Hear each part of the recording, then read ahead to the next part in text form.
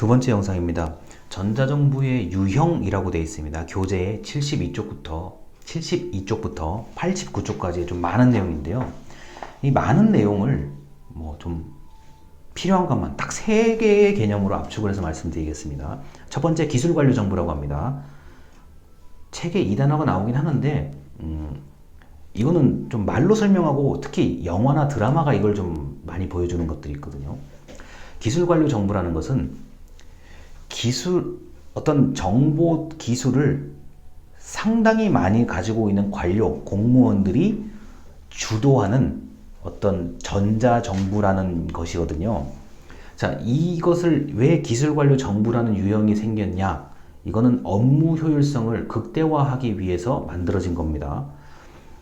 우리나라 공무원이 굉장히 많아요.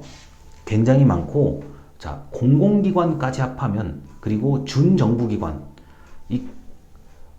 법적으로는 공무원이 아니라고 되어 있지만 일반인들이 봤을 때 100% 정부라고 부를 수 있는 기관과 사람들까지 합하면 인력이 엄청납니다. 자, 이럴 때 그러한 인력들이, 수많은 공무원이라고 할 수 있는 사람들이 효율적으로 빨리 일할 수 있도록, 신속 정확하게 일할 수 있도록 기술을 도입하고 개발하고 적용하고 추진하는 이러한 사람들이 중심인 전자정부가 바로 기술관료정부라고 합니다. 우리가 이걸 제가 예전에 어렸을 때는 대학교 다닐 때 이거를 테크노크라트라고 했거든요. 테크노크라트. 제가 고등학교 때도 이게 교과서에 한번 나와요. 자, 테크노크라트라는 거는 그 철저하게 피라미드 조직으로 이루어진 관료제 사회에서 기술적 능력, 지식과 정보가 뛰어난 소수의 그 관료들이 전체 관료를 이끌어가고, 그렇게 만들어진 관료제가 전체 사회를 이끌어간다는 개념을 가진 게 테크노크라트라고 합니다. 또는 테크노크라시라고 합니다. 데모크라시 할 때 크라시입니다. 여기서 말하는 거는요. 그래서 업무 효율성을 극대화하는 기술관료정부라는 게 하나의 유형입니다. 그런데 이거는 우리나라 사회에도 크게 다르지 않게 적용이 되죠. 일반인들은 전혀 관심도 없고 그 서비스가 그거였어 라고 모를 정도로 너무나 일상화되어 있는 거지만, 이것을 만들고 적용하고 추진하고 응용하는 사람들은 정말 극소수거든요. 자, 그래서 그러한 사람들이 우리 사회 전반을 다 이끌어간다고 보는 시각이 바로 기술관료 정부의 개념입니다. 두 번째, 감시형 정부라고 있어요. 감시형 정부는 이건 여기서부터 약간 부정적인 얘기들이에요. 사생활 침해의 가능성이 좀 있다는 거죠. 정부가 인터넷 사이버 공간에서 국민들, 시민들, 주민들이 무슨 대화를 하고 무슨 행동을 하는지를 엿보는 거죠. 우리 감시형 정부에 이 사람마다 좀 상당한 시각의 차이가 있을 수 있습니다. 지금 말씀드리는 부분은요. 자, CCTV 같은 거요. CCTV가 있으면 범죄의 발생을 막고 어떤 사회 불안 요소를 예방하는 데 도움이 된다는 게 CCTV가 있어야 된다는 논리죠. 근데 반대로 불필요한 사람의 사생활을 볼 수 있다는 것, 그리고 요새 새롭게 만들어진 CCTV 같은 경우는 마이크로 방송도 할 수 있어요. 관제실에서 마이크로 방송도 할 수 있거든요. 그 사생활을 침해하지 않느냐라는 깊은 우려가 있죠. 그래서 두 가지의 CCTV를 놓고도 두 가지의 이론이 계속 어떤 논리들이 대립하는데, 이건 제가 어렸을 때부터 끝나지 않을 싸움이고요. 앞으로도 이건 끝나지 않을 싸움이고, CCTV의 그 설치 대수는 쓰레기 무단 투기, 방범용 이런 것 등등 포함해서요, 초고성능 CCTV까지 너무나 많습니다. 제가 알기로 근 80만 대에서 100만 대 왔다 갔다 하거든요. 이거는 이 CCTV와 같은 경우는 이제는 워낙 일상화된 거라서 CCTV에 대한 논쟁이 별로 없어요, 사실은요. 제가 고등학교 때까지만 해도 CCTV가 별로 없었기 때문에, 그리고 신기했거든요. 지나가는 사람을 찍을 수가 있네? 그래서 그 희소성 때문에 당시에 지금 20년 전 얘기하는 겁니다.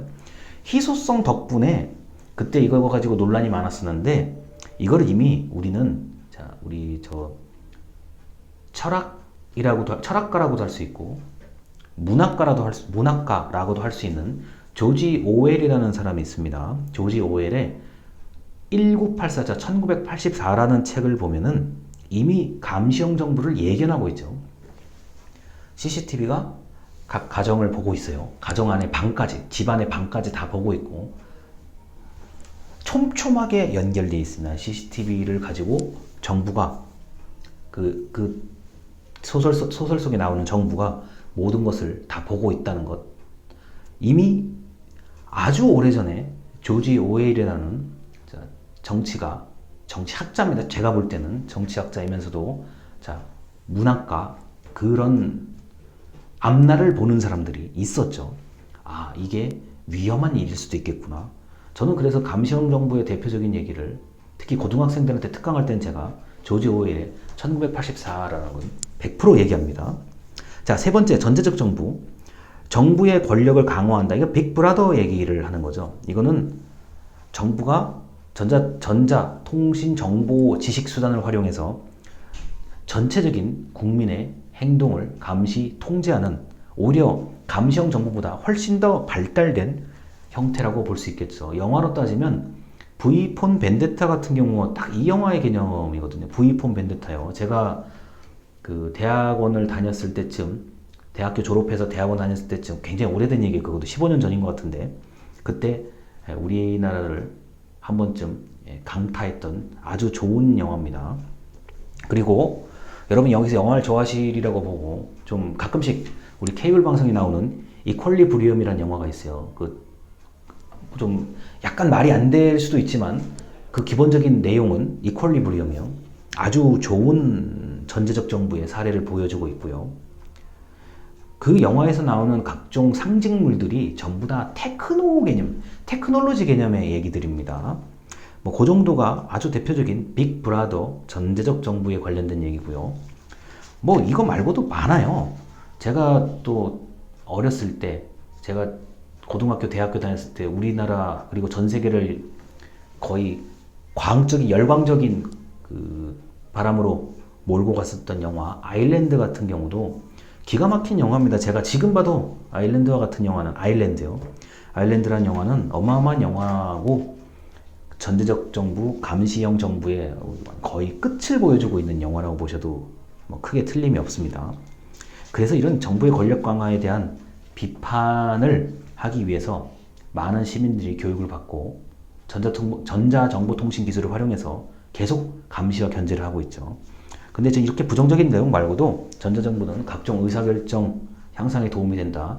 지금 실시간 화상 강의를 분명히 들으시는 분이 계실 텐데 실시간 화상 대화요. 만나지 못하니까 화상 대화를 해서 의사결정을 한다.